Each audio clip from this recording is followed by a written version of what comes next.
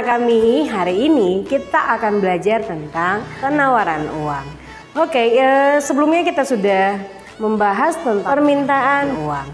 Oke, selanjutnya kita akan membahas tentang penawaran uang. Apa itu penawaran uang? Penawaran uang adalah jumlah uang yang ada atau beredar dalam perekonomian pada waktu tertentu. Atau secara singkatnya bisa diartikan sebagai jumlah uang yang beredar.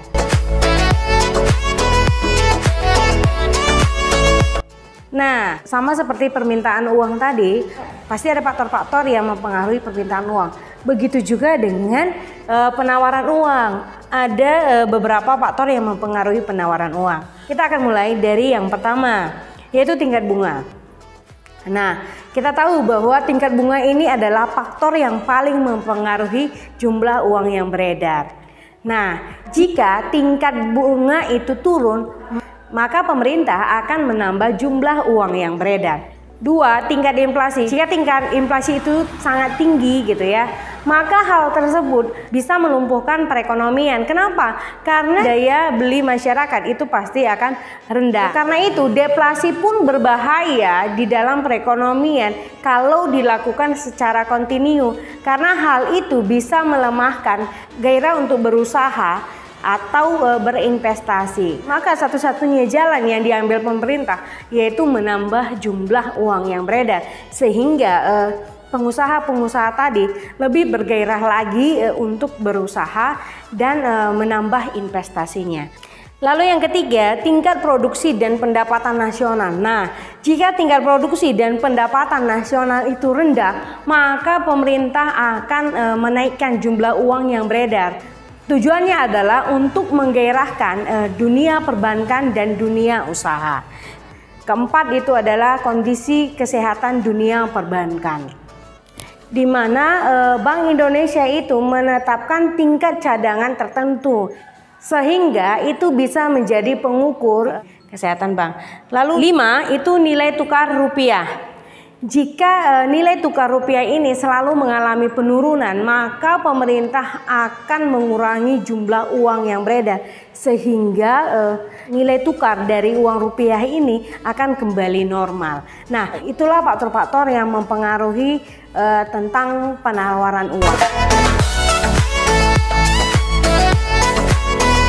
Selanjutnya kita akan membahas tentang kurva penawaran uang ya. Di sini kita lihat bahwa kurva penawaran uang pada umumnya memiliki slope positif. Nah, kalau tadi permintaan uang itu memiliki slope negatif. Lalu seperti halnya kurva permintaan uang, jumlah uang yang beredar juga dipengaruhi oleh tingkat bunga, ceteris paribus. Jadi semakin tinggi tingkat bunga, maka jumlah uang yang beredar itu semakin banyak. Demikian sebaliknya, jika tingkat bunga itu turun, maka jumlah uang yang beredar itu juga akan turun di dalam kurva penawaran uang. Oke, kita akan lihat kurvanya yang pertama, di mana kurva penawaran uang ini digambarkan dengan slope positif.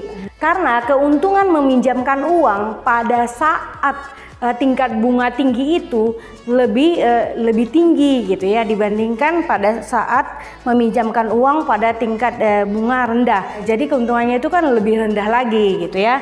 Maka akan menyebabkan pergerakan jumlah uang yang beredar di sepanjang kurva MS. Kalau gambar yang ini adalah kurva penawaran uang dalam praktiknya. Kenapa? Di sini gambarnya adalah berbentuk garis tegak lurus. Karena Bank Indonesia itu telah menetapkan jumlah uang yang beredar sesuai dengan kebijakan moneter yang berlaku. Makanya dia dalam bentuk tegak lurus ya nak ya. Nah, sama seperti halnya kurva permintaan uang itu kan mengalami pergeseran juga.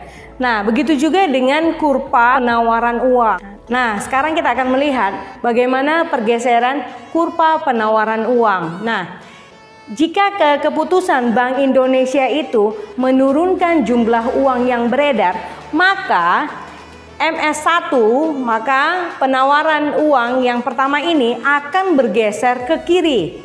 Nah, menjadi MS3 dengan catatan ini dipengaruhi oleh faktor-faktor di mana Bank Indonesia ini menurunkan jumlah uang beredar itu kan disebabkan karena faktor-faktor selain dari tingkat bunga real ini ya. Begitu juga sebaliknya, jika keputusan Bank Indonesia itu untuk menaikkan jumlah uang beredar karena faktor-faktor selain tingkat bunga itu bisa menggeser ke kanan, di mana MS1 itu berubah menjadi MS2.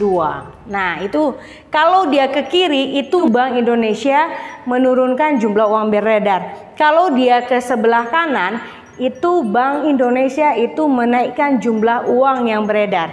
Nah, kalau kurva yang B ini adalah kurva pergeseran penawaran uang. Ini dalam praktiknya yang dilakukan oleh Bank Indonesia. Itulah penjelasan dari kurva penawaran uang.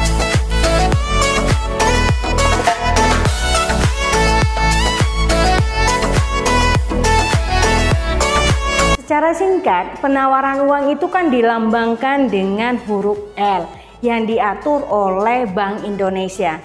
Namun kita sering mendengar istilah-istilah M1, M2, M3 dan nirmani gitu ya. Dan M2 sama dengan M1 ditambah uang kuasi. Nah, sebagai contohnya inilah gambar dari komponen uang kuasi ini ya nak ya. Ini sebenarnya berwarna, dimana yang paling atas ini gelap gitu. Lalu warnanya semakin ke bawah itu semakin terang. Nah, sebenarnya kenapa dibedakan warnanya? Itu menggambarkan tingkat liquid dari uang itu. Apakah dia gampang dicairkan atau tidak. Nah, kita lihat M1 itu adalah istilah untuk uang logam dan uang kertas serta uang giral. Nah, ini ya. Lalu ada M2. M2 itu adalah M1 ditambah dengan uang kuasi. Uang kuasi yaitu tabungan yang tidak bisa dicairkan dengan cek ditambah dengan deposito jangka pendek. Lalu M3 itu ada jumlah deposito pasar uang atau aset yang lain gitu ya. Namun selain dari ada M1, ada M2, ada M3, ada penawaran uang yang lain yang berbentuk L. Mana yang bentuk L ini adalah selain dari M1, M2, M3. Yaitu apa? Deposito jangka panjang, ada surat-surat berharga, ada SBI, ada obligasi pemerintah atau commercial paper. Nah, itulah penjelasan dari jenis-jenis penawaran uang yang dilakukan oleh Bank Indonesia, di mana semakin dia ke bawah, seharusnya ini kan pakai warna kan, di mana semakin dia ke bawah maka tingkat liquidnya itu semakin sulit. Nah, kita tahu kan kalau uang ini kan paling gampang dicairkan. Nah, kalau paling ke bawah makin sulit dia. Oke, itulah penjelasan dari penawaran uang.